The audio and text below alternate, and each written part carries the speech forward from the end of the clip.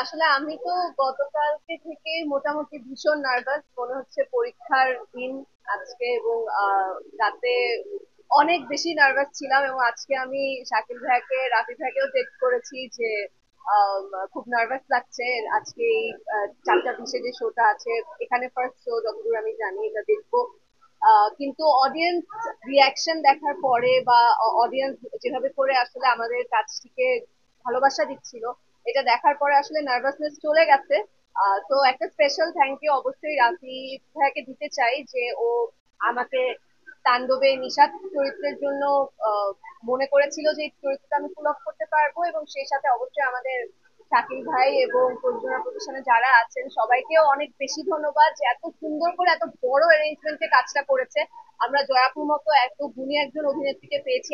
আমি তো মনে করি আমার মানে কাজটা আরো বেশি স্পেশাল হয়ে গেছে। এবং সব থেকে স্পেশাল ব্যাপারটা হচ্ছে যে শাকিব খানকে পেয়েছি।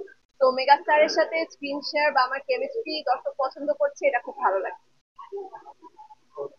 আমিও আসলে এখানে দর্শক হিসেবে দেখতে এসেছিলাম। তো আমার তো মানে যখন আমি বুঝছিলাম যে এখন গানটা শুরু হবে, অনেক নার্ভাস লাগছিল। এবং পাশে তো আমার মানে যে গানটা গেয়েছে ও সাথে ছিল, তো আরো বেশি ভালো লাগছিল।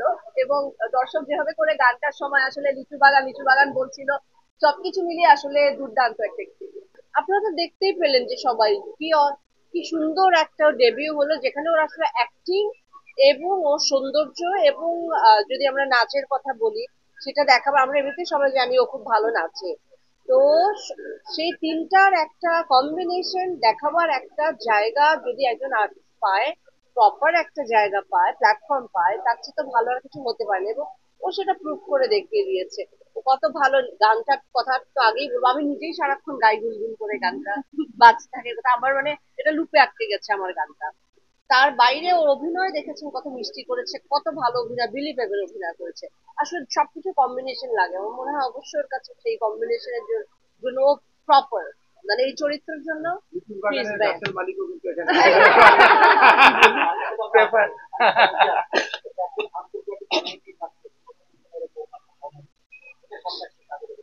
অবশ্যই আমাকে তো জয়াপু যখন কালকেও আমাকে বলছিল, আমি রাতের বেলা ভাবছিলাম যে আচ্ছা তাহলে কি আজকে একটা মনে হয় খুবই ভালো একটা দিন যাবে আমার। তো জয়াপুকে অনেক অনেক থ্যাংক ইউ, এত সুন্দরভাবে আমাকে কমপ্লিমেন্ট করেছে। এবং ডেফিনেটলি একজন অ্যাক্ট্রেস হিসেবে এটা আমাকে মোটিভেট করবে সামনে আরো ভালো ভালো কাজ করার জন্য। এবং সেদিন প্রেস মিটে আমাদের মেগাস্টার শাকিব খানও বলছিলেন। তো সবকিছু মিলিয়ে আমি আসলে খুব পজিটিভ একটা ফিডব্যাক পেয়েছি আমাদের টিমের সবার কাছ থেকে এবং এখন দর্শকদের কাছ থেকে। সো দেখা যাক ভবিষ্যতে কি হয়।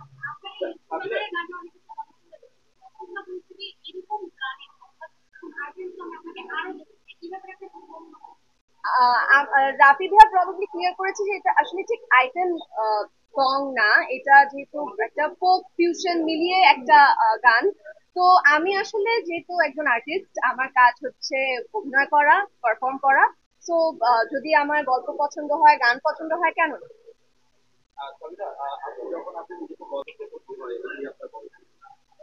আমি মানে কেমন লাগছিল, আই থিঙ্ক এটা মানে শব্দে বুঝিয়ে বলতে পারবো না। আমি বারবার রেফারের দিকে তাকাচ্ছিলাম, একবার জয়াপুর দিকে তাকাচ্ছিলাম, সবার রিয়াকশন দেখার চেষ্টা করছিলাম। তো আমি আসলে মানে আহ, আরেকটা জিনিস রিয়েলাইজ করেছি যে আমি খুবই লাকি যে আমি এত সুন্দর একটা ডেবিউ করতে পেরেছি। রাফি ভাইয়া আছে, আমাদের মেগাস্টার শাকিব খান আছে, জয়াপু আছে, এবং এত এত গুণী শিল্পীরা আছে।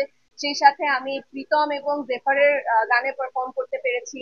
আহ, অরিন্দম ভাই এত সুন্দর একটা গানে পারফর্ম করতে পেরেছি, এবং আমাদের প্রযোজনা প্রতিষ্ঠান এত মানে বড় অ্যারেঞ্জমেন্ট করেছে। তো হ্যাঁ, লাকি ফিল করছিলাম এন্ড এক্সাইটেড ফিল করছিলাম।